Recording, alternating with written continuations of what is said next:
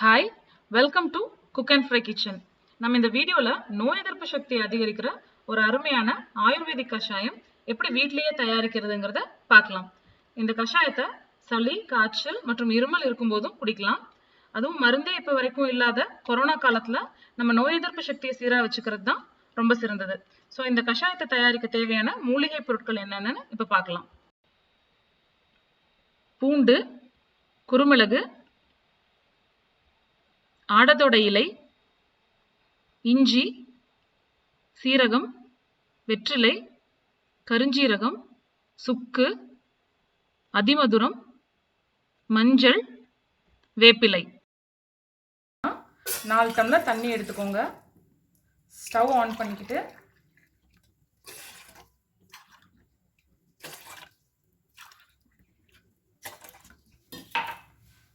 First நம்ம இந்த தண்ணி கொதிக்க வரைக்கும், இந்த வாட்டர் பாயில் ஆக வரைக்கும் வெயிட் பண்ணலாம்.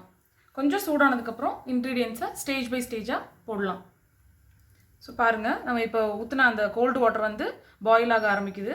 இப்போது ஃபஸ்ட்டு நம்ம வந்து எந்த இன்க்ரீடியன்ஸ் அதிக நேரம் பாயில் ஆகணுமோ அந்த இன்க்ரீடியன்ஸை போடலாம். ஃபஸ்ட் நான் வந்து இஞ்சி போட்டுக்கிறேன், தட்டி வச்சுருக்கேன். இஞ்சி தோல் சீவி கழுவி தட்டி வச்சுருக்கேன். ஸோ அதை போட்டுக்கிறேன்.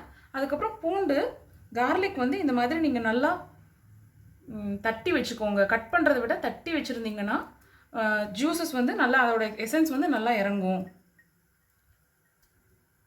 ஸோ இந்த மாதிரி பூண்டு ஆட் பண்ணிக்கோங்க.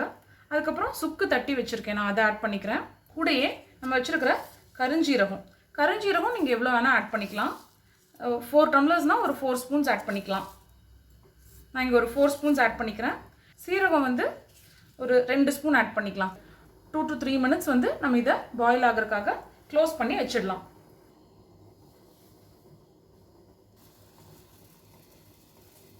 பாருங்கள், நம்ம போட்ட அந்த இஞ்சி, பூண்டு, சீரகம், கருஞ்சீரகம், சுக்கு இதெல்லாமே நல்லா கொதிச்சிட்ருக்கு. ஸோ இதோட நம்ம வந்து அடுத்ததாக நான் ஆடத்தோட இலை பிச்சு வச்சுருக்கேன். இந்த மாதிரி பீசஸாக பிச்சு வச்சுருக்கேன். 4 டம்ளர்னால் ஒரு 3லேருந்து 4 வரைக்கும் போட்டுக்கோங்க. ஆடத்தோட வந்து உடம்புக்கு ரொம்ப நல்லது. ஆனால் இந்த சளி, காய்ச்சல், இருமல், கவம் இது எல்லாமே வந்து க்யூர் பண்ணும். அதுக்கப்புறம் வெத்தலையும் அதே மாதிரி பீசஸாக கட் பண்ணி வச்சுருக்கேன், நான் பிச்சு வச்சுருக்கேன்.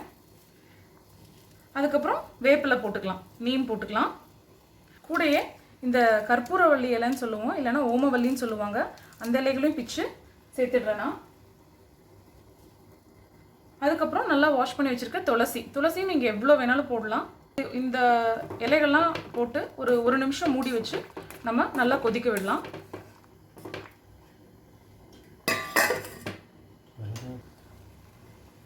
இதோட நான் வீட்லேயே பொடி பண்ணி வச்சுருக்க மிளகுத்தூள் சேர்த்துக்கிறேன்.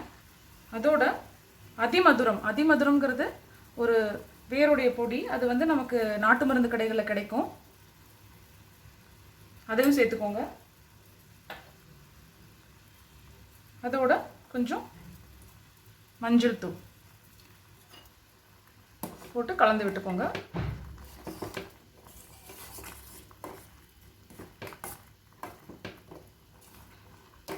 இவ்வளோதான் இன்க்ரீடியன்ஸ் நான் இப்போ ஆட் பண்ணியிருக்கேன்.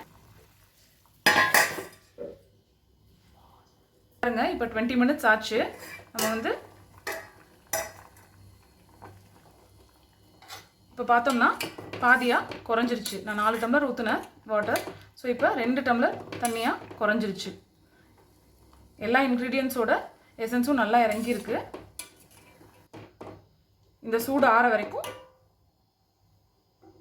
அப்படியே விட்டுடலாம். இது வந்து காலையிலையும் சாயந்தரமும் 30 ml குடிக்கலாம், 30 to 50 ml குடிக்கலாம். ஸோ ஒரு 10-15 minutesக்கு அப்புறம் இது வந்து ஆறிடுச்சு. நான் இந்த இன்க்ரீடியன்ஸ் எல்லாம் ஒரு ஸ்டீல் வடிகட்டி வச்சு வடிச்சிட்டேன். ஸோ அதோட நான் சொன்ன மாதிரி புழிஞ்சு வச்சுருக்க பழத்தோடைய சாறை இதோட சேர்த்துடுறோம். இன்னொன்னா குழந்தைங்களுக்கு கொடுக்கும்போது ஒரு ஸ்பூன் இல்லைன்னா 2 ஸ்பூன் தேன் கலந்து கொடுத்துடலாம். குழந்தைங்களுக்கு ஒரு 30 ml காலையிலையும் நைட்டும் கொடுக்கலாம்.